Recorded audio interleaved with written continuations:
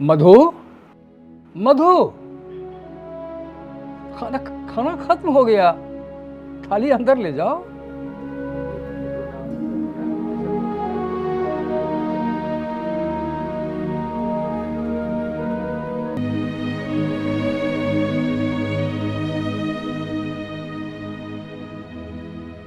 निकल जाओ यहां से, दोबारा कदम मत रखना यहां।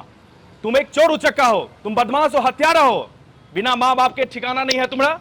ये तुम बुजुर्ग जो मदद किए हो, इसके पीछे भी कुछ साजिश होगा।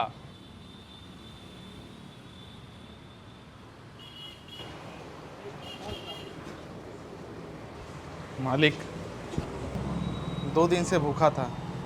जब मेरे पास कोई काम नहीं था तो आपने काम दिया, इसलिए आज आपने मुझे बहुत कुछ सुना दिया। फिर भी मालिक, ये सब के बावजूद मैं आपका आशीर्वाद लेकर जा रहा हूँ। मेरी गलती सिर्फ यही है कि हमने सिर्फ बुजुर्ग की मदद कर दी और आपको इतना तकलीफ़ हो गया।